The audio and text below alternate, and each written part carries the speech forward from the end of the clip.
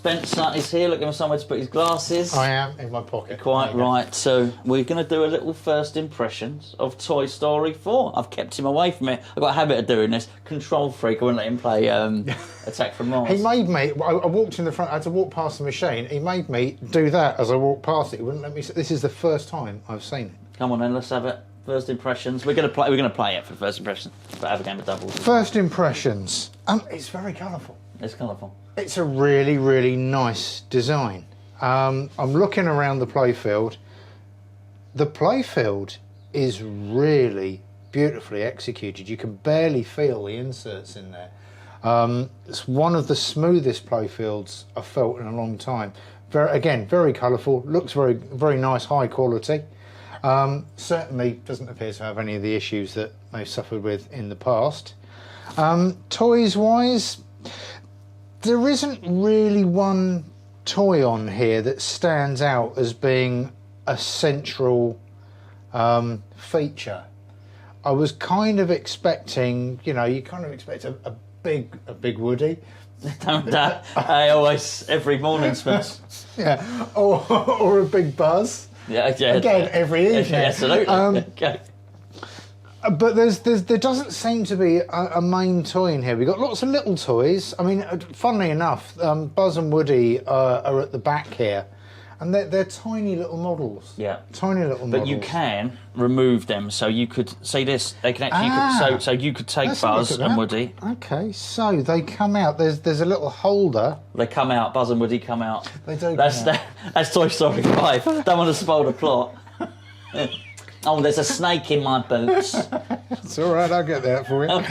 There's a snake in your trousers. Anyway, sorry, right, hold on, okay, so let's put that back, put both. So you can swap those around. Yes. And all of these come out as well. Okay, that's interesting.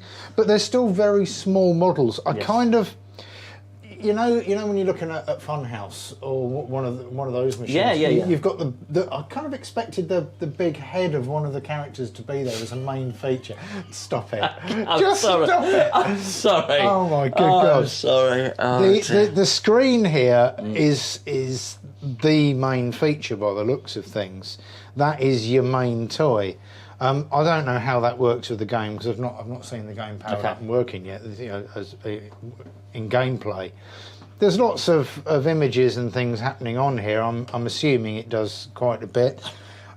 Interested to see down here. There's a ramp that lifts up to give a No Good Gophers type sort of ramp shot here. Huge catchment area at the top here. Yeah. Absolutely vast. It's really wide. Funnels in. It's not going to miss. And then it returns back down to left flipper for you to repeat it. Surprised to see there's two posts either side. Now, I wasn't aware that they were going to be there. That is why that shot is so tricky. Yeah, I watched someone else do a video on it, yeah, he wasning struggling with it. To be fair, I actually watched him do 3 in a row, but maybe there are some people that are better at playing it than I am. What do you think? Oh, this is your first time you've ever seen really this close up a Jersey Jack machine. Well, I saw them at Pinfest last year. The screen size on it. Do you know what? It's not the be all and end. You don't like it? It's not so much that I don't like it. I mean, don't get me wrong. If they made the screen half the size, I don't think I would complain. The screen size itself. I mean, the screen quality is absolutely fantastic. There's a lot of information on there. I just don't think it's a big selling point that the screen is so big on it. Sure. It's a feature of Jersey Jack's, and it's one of their signatures. They always have those big screens on them, but I don't think it's a major selling point. I think in an arcade it's going to be good for attracting people if it was out on site. For me to have one at home, I don't know. It's not high on my priority list. I think what's happening down here is much more. Yeah, no, of course. But I think the one thing that because in many respects it's the first time the first time you've got close to a Jersey Jack, particularly with the glass off and whatnot. And I think this is the least packed of them all, which I think is a little bit disappointing because things like this, This is, see these like flat bits of plastic made, all basically put together so as it looks 3D or is 3D. That's what Stern do. That's like the chimichanga truck at the back is a couple of bits of plastic. That's not anything they really did. That, you know, and this here. So they've gone a little bit cheaper than they. A little bit cheaper. I am impressed with the powder coating on the wire forms. Yeah. That's nice. I do like the powder coat on the side armour and obviously on the lock bar. It's tied in nicely. Little things. This what do you call it? Is it a T moulding? T moulding. And the routing around the little speaker bits, they're just the way they've done like the top bit, they're nicely beveled. The little chamfer or whatever it is. Chamfer is the right word. I used bevel, but it's not bevel. It is a chamfer. We learn something new every day. I like my railway sleepers, chamfers, actually. Do you know what? They're actually beveled. Yeah, I don't know what a railway sleeper is, but I know what a chamfer is. Yeah, that's nice. That's nice. But no, I think it's a nice touch. I do think there's the carpentry is done to a good standard. It does look a well-made machine. Is it any better than Cactus that we had in just a couple of weeks ago? Initial impressions, not really.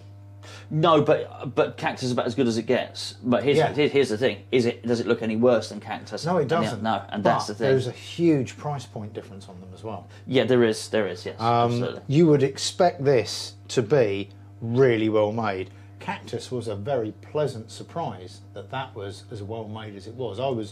So it's the first time I've seen one of the remakes actually been able to get in amongst it, and that was really good. This, I'm looking forward to seeing what's under the playfield as well. I'd love to lift the lock bar. Yes, mate. Lift it up. Do you know what? Let me do that for you now. The camera's rolling. Fantastic. Oh, hello. Let me do that for you now, actually. You got a little fanfare. I didn't know you had your own theme music. I do. Okay. I'm going to put my glasses on, which I put in my pocket for this. Okay.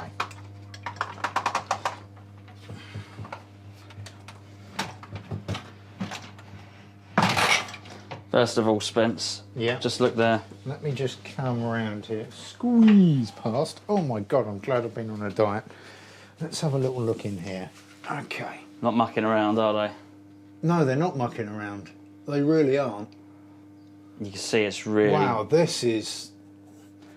Yeah, it's what you want. I wish all pinball machines were done like that. Actually, particularly the modern ones. The quality of the mechanics underneath and just the fixtures and fittings, everything looks to be well designed, well built. Obviously, it's a brand new machine. Of course, you'd expect that, but sometimes on the modern machines, you don't get the underside of the playfield looking as good as this, and it really does look very good. What I do particularly like on here is there's instead of everything being soldered in, there's a lot of these connectors, plastic end-to-end connectors, which means that if you wanted to, for example, this left-hand flipper mech, you could drop that out, unplug it, take it to a workbench, do whatever you wanted to do with it, flip a rebuild, whatever you're doing, or even swap it out really quickly. And I think from a maintenance point of view, even if it's at home, there's nothing more annoying than on the Bally Williams ones when you've got to take something off the machine. You've either got to desolder it or you've got to snip the wires and put those clips in yourself so that, you know, in the future you've got that going forward. But it's on a technical point of view, the gauge of the wiring is really heavy.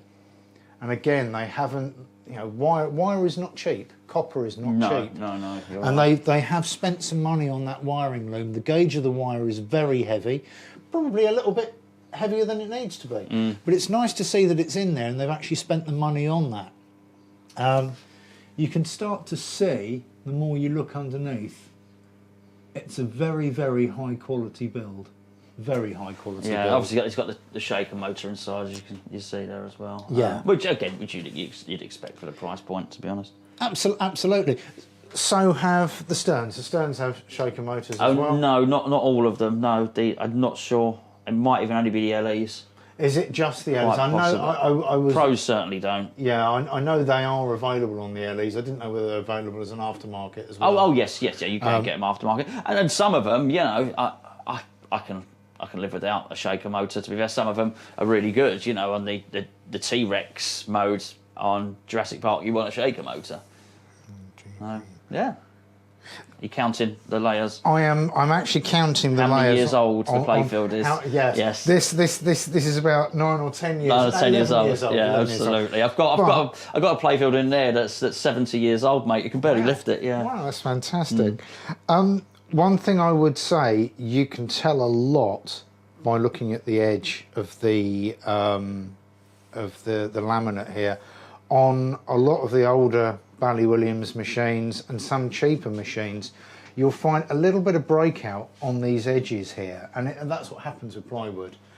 The more expensive the plywood, the higher quality plywood, the better it's made. The more layers you have, the less deviation and breakout you have on this. Where this has been cut, it's absolutely solid all the way around here. It's been beautifully routed.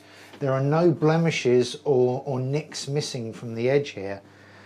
Everywhere you look on the cabinet here, there's nothing missing.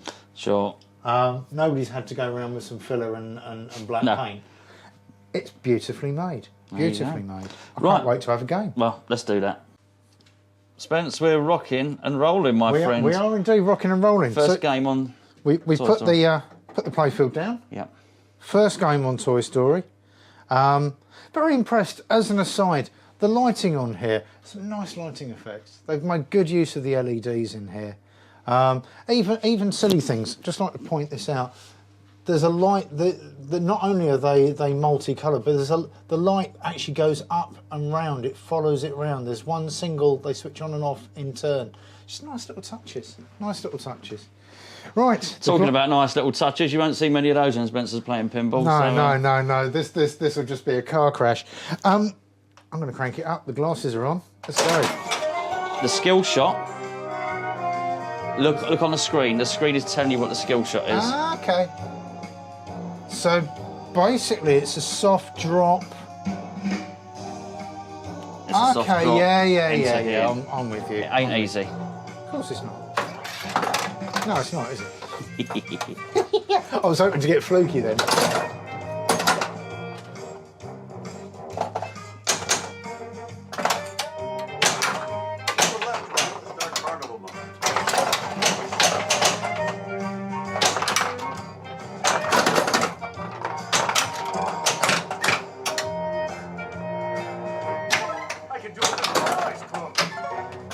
Okay.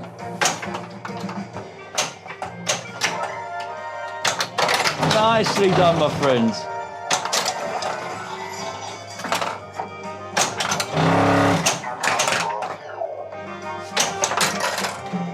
Got the scoop that you. That was nice. Really satisfying to get one of those straight off the bat. Yeah, really. it's a very good shot. I do like that. Oh, didn't like that. I was looking up there. I should have been looking down here. There's a lot to look at, mate. There is a lot to look at. There's a lot to take in. A lot to take in. Right, soft plunge. Okay. Not quite. There you go. Scoop shot.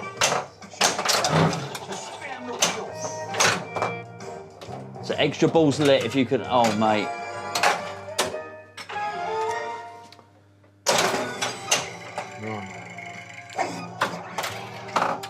Oh! So near and yet so far.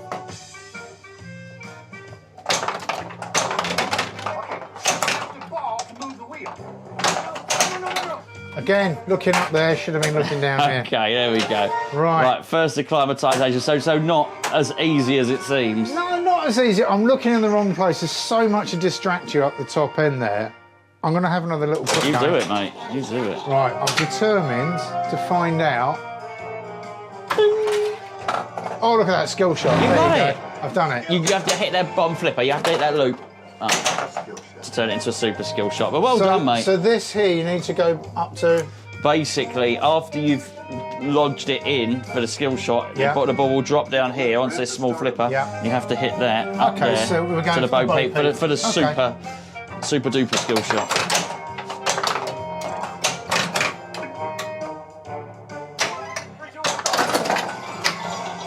It's just you and me now, cadet. Shoot the interlude.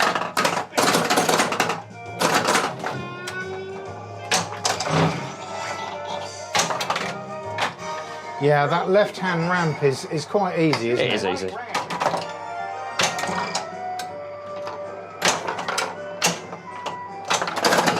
right. Spin it out into a crease. Roger that. Trying to find out where all my shots are on this. Whoa! Nicely done. I went for the second one. I didn't realise that it wasn't a repeating. And sometimes it does, sometimes it doesn't. There will be a mode where you have to repeat it. But, you know, a lot of times during gameplay, it'll ask you to do that and then hit Gabby Gabby as a little combo. So you got... I've got a multi-ball. Yeah, Buzz Quick multi-ball. So basically you want to hit lit shots.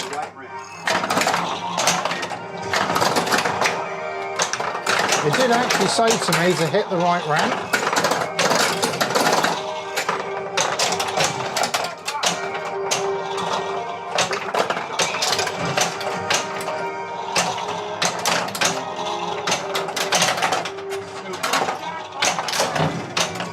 It's telling me now to hit the scoop. Shoot the buzz sauce. Okay, where's the buzz sauce? It's the woody flash, it's where the woody spinner is.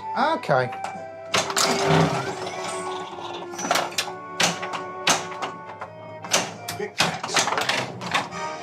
Ferris wheel.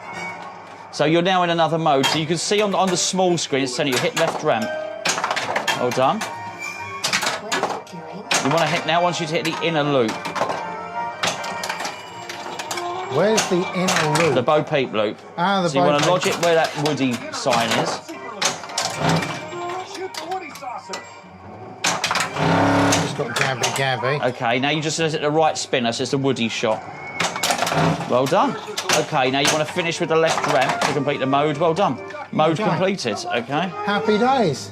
Ducky and Bunny collected. Yes, sorry, we didn't quite get that on the screen, but you collected a couple of characters. Shoot the interlude. Spin the wheel. No. Got the extra ball? Nice. I'm just trying to keep the ball alive and see where it takes me at the moment. All right. It just... All one is one.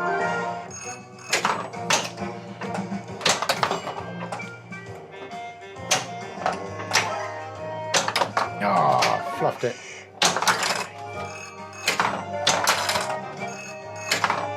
So also you're getting tickets for hitting ramps, which is a big part of this.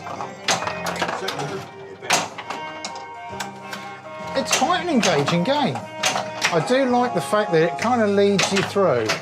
Yes, I do. Oh, I'm liking that. That's a good little first ball.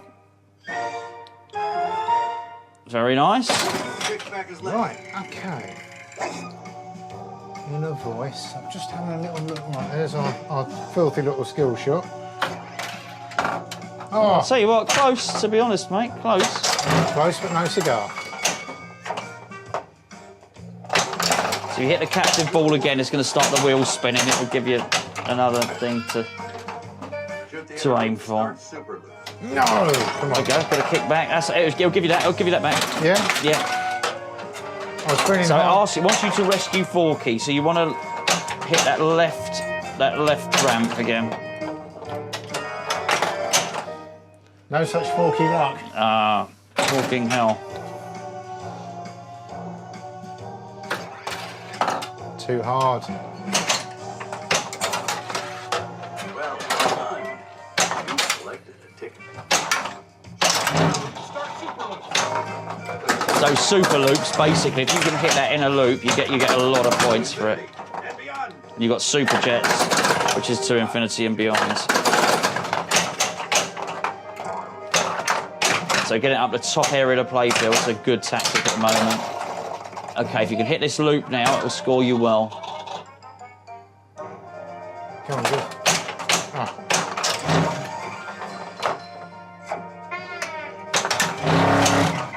of Gabby So Gabby. you are only a few letters off Gabby Gabby. 3 letters, I think, before you hit Gabby Gabby multi-ball. So you got to hit Gabby Gabby 3 more times, basically.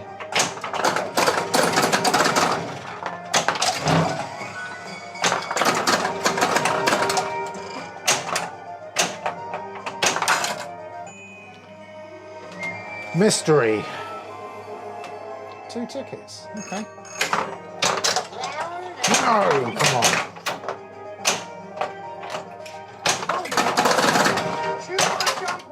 Okay, so there's 1 ball locked in. Nice little animation here. Road trip multi-ball. 1 ball Road locked. trip multi-ball. Yeah. Okay. So again, it's an important feature of getting towards No. Ball. multi-ball. Of getting towards wizard mode.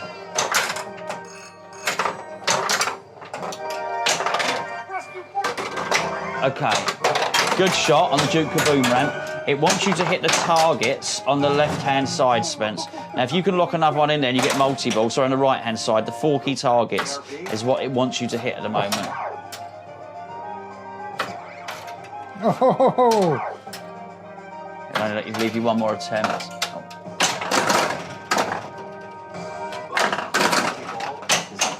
Gabby Gabby's also a good one to hit. Yeah, I'm aware she's there. Okay, so you have multiple things going on here. Flip ball, she's a left ramp, lots of times. I can get it up there. No. Damn. There's quite a bit being opened up there. Quite a Yes, bit yeah, you were up. stacking modes then. You got your bonus held for your last ball. No, too much. That skill shot really is that's a tricky one. It requires skill. It does. Funny enough.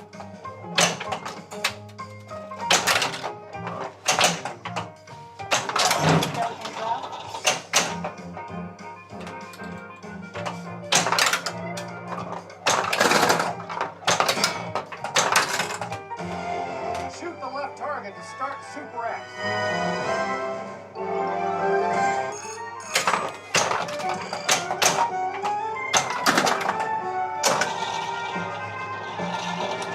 So it's very much telling you on the screen there what it wants you to hit at all times. On everything, but this is a buzz multi-ball.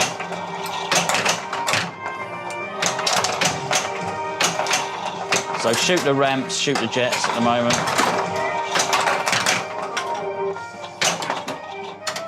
Oh, that's a shame. There you go, mate. Well, it's not going to let me have that back. I might as well do the honest thing rather than the Andy. Right, okay, there you go. Now what it'll Lovely. allow you to do here, you can actually see it's taken your picture. Look at that miserable devil. You've got the light behind you, obviously, which hasn't, which doesn't help with the quality of the picture.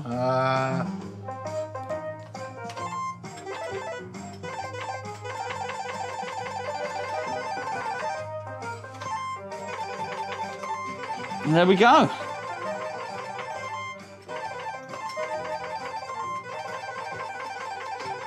That's very noisy and somewhat repetitive.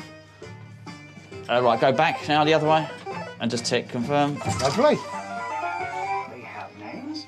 You never told me that. I'll take that. Look. So, anyway, a little roundup from you, sir?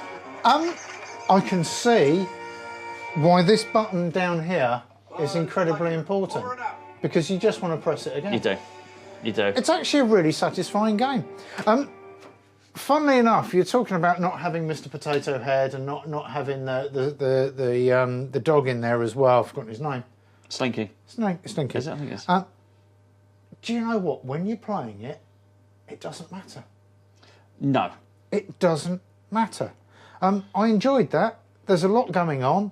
I was stacking modes. To be honest, I was still finding my feet on where, what part, finding my shots, which part of the flippers was getting the ball to different parts of the playfield. Paying some attention, mainly thanks to you pointing things out. I think as you settle into the game and you're able to really pick your shots, that's the point where you can really concentrate on what's happening here. And I do like this as opposed to this. This is worth 100 of those, I'll be honest. It's great. I love it. Not too sure about the spinner because it introduces... the disc, the spinning disc on the playfield, yeah. It introduces a bit of potluck in there. Not my favourite feature. It wasn't a big feature for me on Mutant Turtles. I kind of prefer under playfield magnets, such as on Ghostbusters and on Theatre, and on Twilight Zone. I sort of get those a bit more if it's in keeping with the theme. It's not a deal breaker, but it does inject a bit of craziness in there. Really like the shots, love the jump shot, absolutely fantastic. Glad I was able to make that a couple of times. Still got to get my head around that upper loop. But other than that, it's a really great machine. And I want to press the start button again.